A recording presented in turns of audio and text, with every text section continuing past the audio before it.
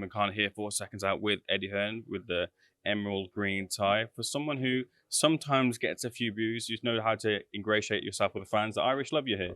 Yeah, I'm very popular over here. I might move here, actually. But I think because we're bringing a show back, they love it. They love their boxing. They love the atmosphere. And they're going to get a special night on Saturday. And I can't wait. And, you know, Darren and Chris said to me on the stream, how do you know when it's a big fight? Like, honestly, I know it sounds cringe, but it's just a feeling in here. Talking to you guys, doing the media, having a non-stop engine for excitement. You know, sometimes you sort of do 5 or 6 hours of media. It's like, but last night it was like 6 a.m. till 9 p.m. I'm like, what? Do you need me anywhere else? It's like, no, dude, you're done for the day. And again, just the press, the undercard, it seems to gel really well. Everybody's really excited to fight. And, you know, we're lucky to experience what we're about to see on Saturday.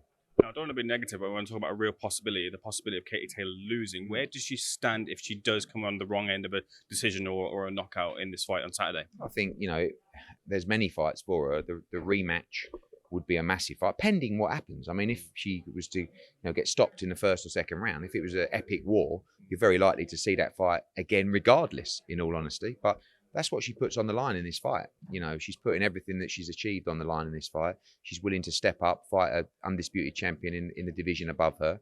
And it's amazing to see, you know, I keep saying, like, boxing can be so draining when it's like trying to make fights. And people have to know that we want to make great fights. We don't want weak defenses. We don't want mismatches. We want to make great fights. The fighters generally want to make great fights as well, but sometimes people around them are difficult to deal with. This is so refreshing, where it's like, when are you going to see a reigning undisputed lightweight champion fighting a reigning undisputed featherweight world champion? That fight falling through, and then the undisputed super lightweight champion goes, oh, I'll do that instead. It's like, and I know it's women's boxing and that there's less opportunities, but it's so refreshing to see the best fight the best. It's all we want. Now, you met up with Conor McGregor. You've done a deal with him. I can't really stand here and believe that you haven't talked about the possibility of a fight with him.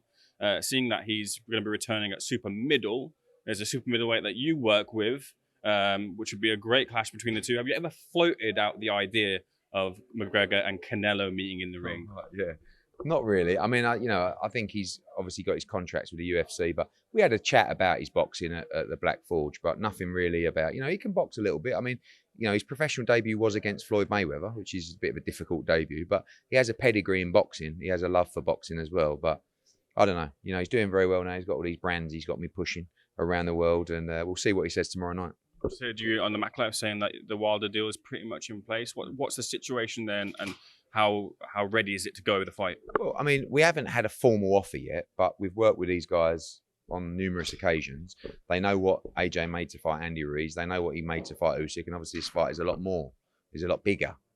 But until we get that formal offer, we can't proceed. But I know when these guys want to do it, they do it. So the plan really for us right now is to start making sure we have that August fight ready to go, because I think that's important. You know, I've seen the Tyson Fury stuff. I don't think he's going to fight. Usyk looks like he might have to fight that mandatory fight. Wilder, I don't know.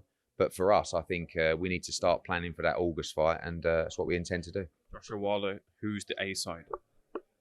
Again, like, honestly, at this stage in their careers, I hope that it's not really even a discussion. And I don't know how you resolve it.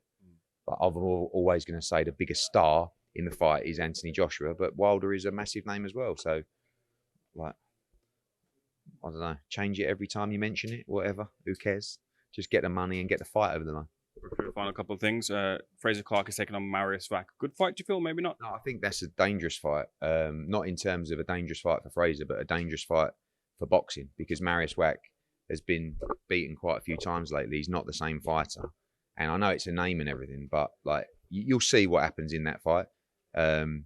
But look, Fraser is work in progress. Clearly, he's not ready to fight Fabio Wardley, or good enough at the moment to fight Fabio Wardley. That's what his team have decided.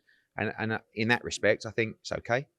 You know, I see what they're doing. They're trying to get a name. But if you actually inspect the record and you know how Marius Vac's looked lately, it's not medically a great fight for boxing. One thing is a bit of a touchy subject, developing one as well, that being Scott Fitzgerald has been sentenced to prison time now. I just want to get your thoughts on where Scott stands now in his life, I guess, as a whole. You know, I think for many years, myself, Steve Wood, the people at Matchroom, tried our best, maybe naively at times, to think that we could snap him out of where he was in his life. I think I felt that the opportunities that were presented to him and the chance that he had in his career could overcome the addiction problems that he clearly had. Steve Wood and, I was involved with getting him into a rehab centre. He did that. He came out. He had an 8-rounder off. This is after the Fowler fight. And, you think, right, he's back. And then you get a story or a phone call from a friend or a family member. And then I'm on the phone to Scott all hours of the night. And I felt that I could snap him out of it. If he spoke to me, I could be the one to say, come on, mate, look, you've got this fight, and get back in the gym and speak to his trainer, speak to his dad, get him to pick him up in the morning. But looking back on reflection, it was a problem with addiction, and it was something that he couldn't overcome, almost to a point of being unsavable until a car crash erupted, so to speak, of the problem. And that's what happened. And, the best, if you don't want help, which he never wanted help, we would try and drag him to get help. Ultimately, this is the kind of thing that could save him. He needs to go learn his lessons, and he needs to recover. And he needs to be away from certain people that clearly had no care or respect for him and knew of his position, knew of his problems, yet still helped him, yet still went out with him, yet still did all these things.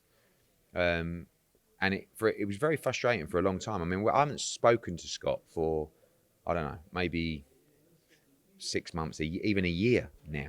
But there was a 2-year period after the Fowler fight and before the Fowler fight where we were really helping him. And I was speaking to him, many times a week to try and keep him motivated. And Steve Wood did a great job, and his dad. It was so frustrating for everyone.